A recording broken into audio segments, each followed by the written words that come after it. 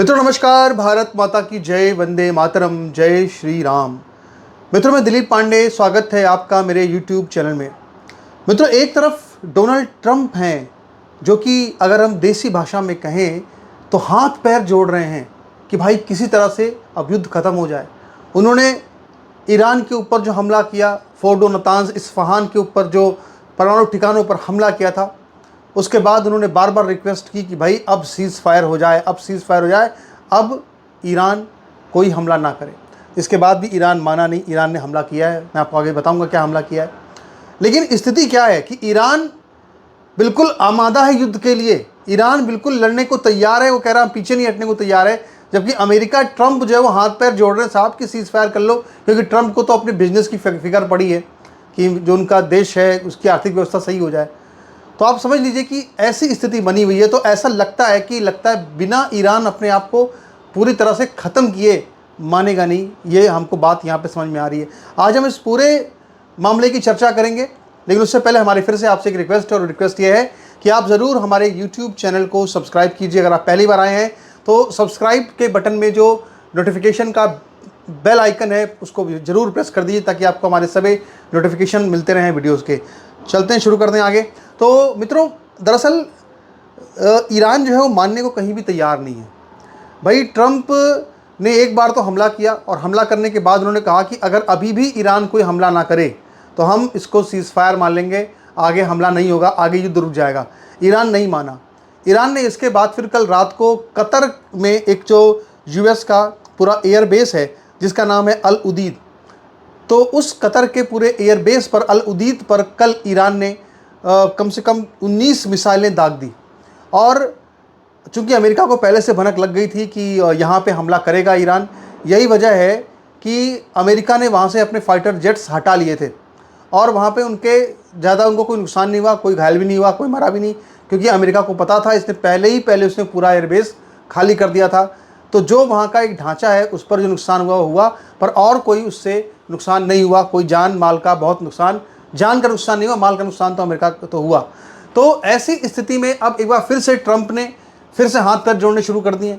Trump ने फिर से ये कहा ईरान से कि भाई अब रुक जाओ, हमने तुम पर हमला किया, तुमने हम पर हमला किया, अगर अभी भी तुम मान जाओ, सीज़ फायर हो जाए, तो फिर हम इस युद्ध को ख़त्म कर सकते हैं। ये बात ईरान से, ये रिक्वेस्ट जो है वो ट्रंप की तरफ से की गई। लेकिन ईरान इसके बाद भी मानने को तैयार नहीं है। हालांकि ईरान ने ये ज़रूर अपने टीवी न्यूज़ चैनल पर ये ऐसी खबरें चलाई कि हम युद्ध विराम कर सकते हैं, पर उसके पहले उसने इजराइल के एक बड़े शहर बीर शेबा पर हमला कर दिया। वहाँ पे उसने लगभग, आप समझ लो कि 6-7 मिसाइलों से हमला किया, 6 मिसाइलों से हमला किया, और इतना तगड़ा हमला किया कि अब तक की जो खबर है वो ये आ रही है कि इस जगह पर लगभग 20 से ज़्यादा लोग घायल हैं, और इजराइल के 4 लोग यानी यहूदी, जो 4 यहूदी हैं उनको मार दिया गया है, वो इस हमले में मर गए हैं। तो आप ये समझ लीजिए कि ईरान इस तरह से लगातार एग्रेसिव है। और सबसे बड़ी बात यह है कि उसकी जो मिसाइलें हैं, जिसकी जो बैलिस्टिक मिसाइलें हैं, हाइपरसोनिक की तो आप बात छोड़ दो, जो बैलिस्टिक मिसाइलें हैं उसको भी इजराइल नहीं रोक पा रहा है। और इसके लिए ईरान, आप देखिए, जब लगातार लेबनान और गाज़ा पट्टी और सीरिया, इन सब जगहों पर जब लगातार इजराइल हमले कर रहा था, यमन पर हमले कर रहा था, तो अब याद कीजिए उसमें हम लोग कहते थे कि भाई गाज़ा पट्टी में यहाँ पे इतने रॉकेट मारे, यहाँ ये किया, वहाँ वो किया, और आयरन डोम में मिसाइल लगती, खर्चा लगता है उसमें। तो इसी तरह से उन्होंने जो ड्रोन मारे लेबनान से, बैलिस्टिक मिसाइल मारे, या जो भी रॉकेट्स मारी हमास ने, तो काफ़ी ज़्यादा खर्चा हुआ है इजराइल का। और सबसे बड़ी बात यह है कि जो उनका आयरन डोम, जो उनका एयर डिफेंस है, उसको काफ़ी मतलब कि शुरू से ही उनको लगातार काफ़ी मतलब कि काम में आना पड़ा है, उपयोग में लेना पड़ा है। तो कहीं ना कहीं अब ये समझ में आ रहा है कि आयरन डोम पूरी तरह से देखा जाए एकदम तो फेल साबित हो रहा है।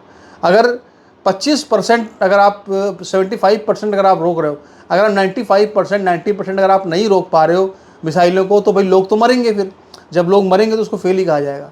तो हालांकि हम तुलना करेंगे तो ईरान में तो बहुत लोग मरे हैं, लेकिन बात यह है मेन कि इजराइल में कभी इस तरह से युद्ध झेला नहीं, ऐसा कभी हुआ नहीं कि इजराइल इस तरह से उसके लोग मर रहे हो, घायल हो रहे हो।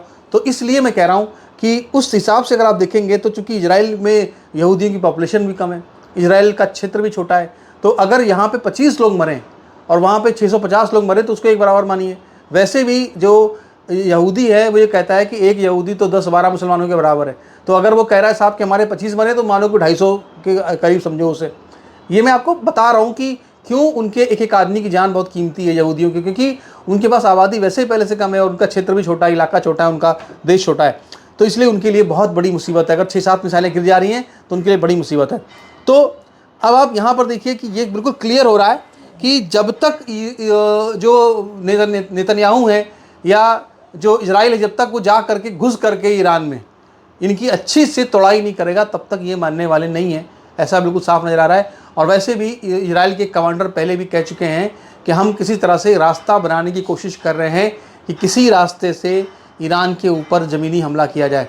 तो जब तक उस पर पूरा हमला करके उसकी सरकार को बिल्कुल रुखसत नहीं किया जाएगा, मुल्ला गवर्नमेंट को, तब तक इजराइल के अंदर शांति नहीं होने वाली। ये तो आप समझ लीजिए। अब यहाँ पे जितने भी यहूदी मर रहे हैं, 4 मरे, 6 मरे, 40 मरे, उनकी किताब जो कहती है कि यहूदियों से मित्रता नहीं रखनी है, यहूदियों को मारना है, ख़त्म करना है, तो उनको तो कोई फ़र्क है नहीं इस बात का, कितनी मरे मरते रहें। और उनके यहाँ पे क्या है, वहाँ भी ऐसी स्थिति उनकी है। वहाँ ईरान की स्थिति है। मैंने कुछ लोगों से बात की, ईरान में भी लोग कह रहे हैं साहब कि हमको युद्ध लड़ना है, मरने मारने को वहाँ भी लोग तैयार हैं। लेकिन वहाँ पे क्या है कि मर गए तो जन्नत मिल गई, उनको कोई फ़र्क नहीं पड़ता कितने लोग मर जाएँ। तो कुल मिलाकर के हालात दोनों तरफ से बहुत ही एक ख़तरनाक टाइप के बने हुए हैं। लेकिन यहाँ पे मैं आज आपसे कुछ एक और अलग बात करना चाहता हूँ, और वो ये बात करना चाहता हूँ कि मैं ईरान के पक्ष में नहीं हूँ, लेकिन ईरान ने जिस तरह से इस जंग को लड़ा है, जिस तरह ईरान इस जंग को लड़ रहा है, ईरान के बारे में बताना ज़रूरी है कि ईरान शब्द जो है वो आर्यन से बना हुआ है। दरअसल ये लोग सब आर्यों की नस्ल हैं, और पहले तो पर्शिया था ये, लेकिन जो ईरान है वो दरअसल आर्यन से बना है, आर्यन से बना है ईरान। और ये यहाँ के जो लोग हैं ये आर्यों की नस्ल हैं। एक ज़माने में ईरान भी भारत का ही एक संस्कृति का हिस्सा हुआ करता था। यहाँ पे आग की पूजा हुआ करती, जैसे हम लोग हवन करते हैं वैसे वहाँ पर भी जो है अग्नि की पूजा होती थी। उनके भी कुछ हमारे ऐसे सनातन ऐसा धर्म था। बाद में वहाँ पे इस्लाम आ गया, इस्लाम ने ख़त्म कर दिया उनको, लेकिन नस्ल तो वही रही ना। आर्य नस्ल जो है वो बहुत उम्दा नस्ल मानी जाती है इंसानों में। तो आप ये समझ लीजिए कि आज वो आर्यन नस्ल का एक असर दिख रहा है कि आप सोचिए कि जब अमेरिका ने इतने बैन लगा दिए ईरान के ऊपर, क्या क्या कर दिया, इसके बाद भी ईरान ने ना सिर्फ बैलिस्टिक मिसाइल बनाई, हाइपरसोनिक मिसाइल बनाई, इतना सब होने के बाद भी, बल्कि आप सोचिए कि वो ज़बरदस्त तरीके से जंग में लड़ रहा है। तो कहीं ना कहीं जो ईरान के जो आर्यन डीएनए है, जो उसका आर्यन नस्ल है, जो उसकी डीएनए जो है वो यहाँ पे हमको प्रभावशाली और लड़ता हुआ नज़र आ रहा है। और यही वजह है कि इस्लाम ने हमेशा जो मजबूत कौमें हैं उनको कब्ज़ा करने की कोशिश की। आप देखिए इसीलिए ऐसा होता है कि हमेशा जो यहाँ पे हम लव जिहाद देखते हैं तो क्या कहते हैं कि साहब ब्राह्मणों की लड़की है, उसको उठा लो, उसके साथ लव जिहाद करो। क्यों? क्योंकि उनको लगता है कि ये ज़्यादा पावरफुल या दिमाग वाले लोग हैं, ऐसा अपनी धारणा उनकी है। तो पैसा लगाते हैं कि साहब ब्राह्मण की लड़की है तो उस पर इतना पैसा मिलेगा, लव जिहाद करने पर, ये सब होता है। तो इस्लाम की स्ट्रेटजी अपनी है और उसका शिकार ईरान हो गया। अब वो हैं तो आर्यन ही लोग, लेकिन अब वो इस्लामिस्ट हो चुके हैं, तो हमारे ही खिलाफ उनका इस्तेमाल हो रहा है। तो यहाँ पर जो है जो यह जंग है जिस तरफ जा रही है, आपको आगे इसके बारे में और तफसील से विस्तार से बताते रहेंगे। तब तक के लिए आपसे अनुरोध है कि आप हमारे साथ जुड़े रहिए। नमस्कार, धन्यवाद।